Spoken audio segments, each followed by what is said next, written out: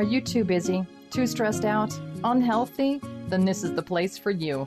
Welcome to Balanced Living for Busy Professionals, where we help you create wellness and balance with a holistic approach that will work for you, even with the busiest of schedules, so you can live the life you want. And now, here's your host, Diane Randall. Hello and welcome to Balanced Living for Busy Professionals, the show that provides the best inner tools and strategies, helping you break free of habits and patterns keeping you stuck, even with the busiest schedule. I want to thank you guys for being here today. I have a special treat for you. For the next 3 episodes of Balanced Living for Busy Professionals, you're going to hear 3 episodes where I'm talking to my friend, entrepreneur Cheryl Morgan Young. So I want to just tell you about what we're going to talk about. In episode 1, we're talking about how she fits in work-life balance with all the multiple businesses and things that she has going on in her life. And I'll also be sharing some of my experiences. In episode 2, we're talking about what inspires us. I'm talking about my life as a single mother. And we're also having a conversation on planning for retirement. And in the 3rd episode, I'm asking Cheryl about relaxing the brain and exercising the body. We're both sharing our many, many years of experiences as women, as professionals in a busy, frenzied world, and how reality has helped us to get things done. And hopefully you find just one thing you can take away and put in your life, something small that will help you or help inspire you to make a difference in your life. My friend Cheryl Morgan Young is representative of the busy professionals that I actually target in my podcast. I've known Cheryl for, almost 30 years. Yeah, at least 30 years, actually, probably. So welcome, Cheryl. Thank you so much. To give you an idea of some of the projects that this busy lady has, God has just opened up an enormous stream of activity in my life, and I've accepted it wholeheartedly to be able to hopefully change the lives of other people as well as changing my life in the process. Besides the radio shows that we have that air twice a week, we also, with another business partner, we have home care businesses, we have daycares, and we're in the process of opening 2 new adult daycares, one in University City in the county and another one on the south side in the city of St. Louis, Missouri. We also have Edwin Hawkins Music and Arts Love Fellowship chapter right here. It's Edwin Hawkins and Walter Hawkins, really, to maintain that vision of Bishop Walter Hawkins and that flavor in our chapter. But I am the chapter leader for that, and we have a lot of activity here in St. Louis that I'm really excited to be able to provide to our community and to put back into St. Louis, the Missouri area, if you will, the Gateway area, as well as extending it to Ohio and Tennessee and Arkansas. So we've been working on that pretty actively. And I'm probably missing something in this, but I recently became the president of the state of Missouri Association for Day Services. Congratulations. I served on the board, and now I was vice president. Now I'm president, and I am busy as ever. You are busy, Cheryl. You have a lot of projects. And, I've known you so long, and you've always had a lot of interesting projects, interesting businesses that you've driven to success. So I love that about you. But I want to know, how are you managing yourself with all the things that you do? I probably get a little less sleep than most people. The only time I really get a lot of sleep is if I'm really sick. So, my average sleep cycle would be maybe 6 hours, and then I'm up and moving. I play hard, but I work really hard as well. When I have areas in my day, I focus on those areas. So if I've targeted to accomplish 2 or 3 different things that day, and it could be big things, it could be little things, but I make sure that I give myself adequate time to get that piece accomplished, so I feel like I've done something on it. So I had a couple of things that I had on my list today, and this is probably number 3. Okay. That means I've gotten quite a bit done. Even though when I look at my day as I'm going through it, I don't feel like I've accomplished a lot. But then when I look at the end of the day and I start checking off the things that I actually did accomplish, it lets me know that, yes, I have segmented my day appropriately. If I schedule something on my day and decide that it's not going to fit, I renegotiate with myself, move it to another time. It's just like scheduling time for an interview. If that interview cycle doesn't work at that time, I either put somebody else in that spot or I move on to the next project. That is so wonderful. So what can you tell us about your projects in terms of your approach? You have multiple projects. I mean, when you were introduced, I love that about you. You always have a number of interesting things going on. So how do you approach them? How do you know which one you're going to do? When you wake up in the morning, how do you know which project you're going to work on? Well, some things, the state helps me figure out what I'm going to do. And so whatever I might have had planned on that day gets renegotiated to another day. So like, for example, tomorrow we have an audit, and the state's coming in to audit one of our businesses.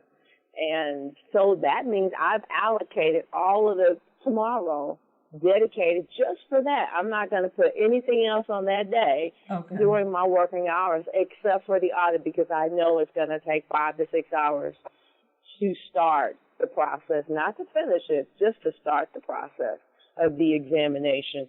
So, I have my phone. Now, I used to use a system called Time Design, and I lived by that system probably for about 8 or 9 years. Wow. I traveled with my little gray book. And I don't know if you remember, I used to do mind maps that would help me to open up my approach. I use mind maps to write papers. I use mind maps to do most of all of my projects at that time. But now I have learned how to do it without having to put it on paper. And once I do put it on paper, then that means I have set it in concrete, because I have a book, if you will, what I use as my journal. And when God gives me something, I write it down in the book at that time, so that if I need to go back to it, I can, and I know by day what I've done. Is that but once that's how I manage, different projects and how to approach them. I use a product called LiveScribe. I don't mind advertising it. It's worked wonders for me, and I've had it since I think 2011.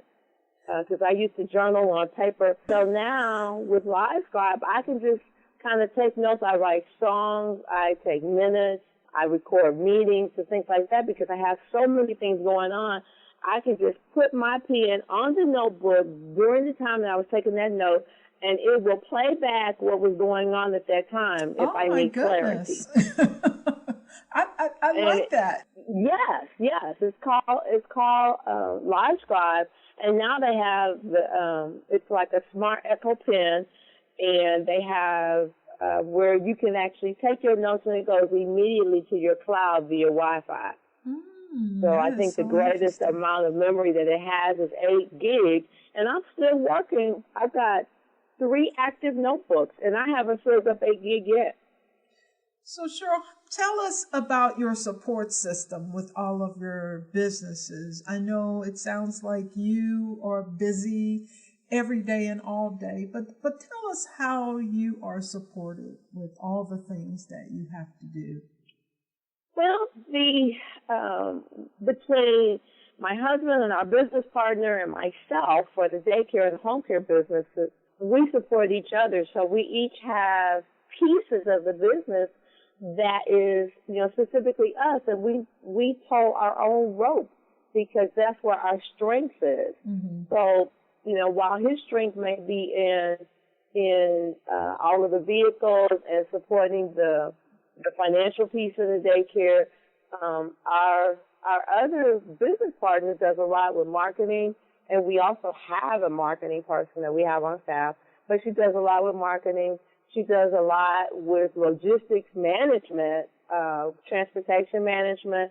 She does a lot with client rapport, whereas I deal with the state, and I deal in regulation. Okay. I deal with compliance. Okay. And so we each have our own that we bring to the table, and I don't think that we could do it, without each other. We really work well together, and God has just created, I think, a masterpiece that I'm so glad to be a part of. I'm glad that she, wanted us to be a part of that, and that it has worked well, and we continue to do things together. We have employees at those businesses, but then, for Edward Hawkins chapter, I have a board, and the board works with me. They work very well. We've allowed them to do what they do, and they do that well, and they've allowed me to do what I do to keep them busy. And they support me, and I support them. I do not believe in breathing down people's neck. If you got a task to do, I expect that you're going to take that task and run with it, and that's generally what happens. But for a busy person's lifestyle, the support system has to be where the goals are mutual and that you can support each other without infringing on each other. I think that's the biggest thing. With regard to the radio show, the only thing is just me. I'm editing, or I might be interviewing, and it's me one-on-one, or sometimes I'll do a group. I've done a couple of group settings where we've all gotten on the phone and, we've talked about something that's in common, and we've kind of set the groundwork for doing a multi-voice or a multi-vocal radio show so that even if we have space in between, we know that one can't talk while the other is, so that we make sure that they are adequately heard and we don't have any overlap in voicing. Sometimes you can't help it, but, most of the times it can be like you and I. Yeah. So we know how to manage that. Where I need work in the area, and I admit that while it seems like I've got a lot going on, I still have more that I haven't really talked about, one of which is my degree. Okay. So how will you fit in your PhD studies? I think I remember you were. I am. I'm working on a doctorate in theology, and the way I worked those studies in, at one point when my dad was alive, I was able to spend an hour every day just reading. I would get up, between 4 and 5 o'clock in the morning because that was my quiet period. He was still sleeping at that time, so I had, early in the morning. But these days, now I work until 12:30, 1 o'clock in the morning, and so I am sleeping until 8 because I know my nights are longer, so I want to make sure that I get enough rest so that I'm not exhausted when I start my day. So it sounds like your PhD studies, that's something you would like to resume or spend more time with. And I do. I really want to do that. Right now, what I end up doing is when I have a quiet period where I'm sitting in the doctor's office waiting, because I can read with noise, it doesn't matter. I can be on the plane, I'll read, or if I'm traveling and I wake up early in the morning, I'll read, because right now I'm at a point where I have to read in order to write. So I can't do a review until I finish that book. Okay. So that's kind of where I am, but I've got so many projects going on, and I'm so involved with regulation right now. Some of my free time in reading is also regulation, to just make sure we're doing the right thing for the state and for our clients. So in the future, how do you see yourself making time for your studies, for more of your studies? And it's one of the things I'm going to have to renegotiate. And I'm going to have to put it on my calendar so that I get a reminder. Because everything else that I have it on my calendar, just like a doctor's appointment. I have things that come up that I can't schedule. I'm going to have to just renegotiate with myself that I am going to spend 1 hour a day getting through the balance of my book. And once I get through the balance of it, then I can go back, create my mind map that will be used as the outline. And so I would just be brainstorming on the topics that I want to cover. And out of my mind map, I'll be able to come up with outline point 1, 2, 3, 4, and 5. And then my details will come from my map. Mm-hmm. And I just fill in the details. And based on the outline, then I can go back and write the paper because the outline is written. Mm-hmm. And I seriously could probably do that now because I've already read the book once. I want to go back through the book again.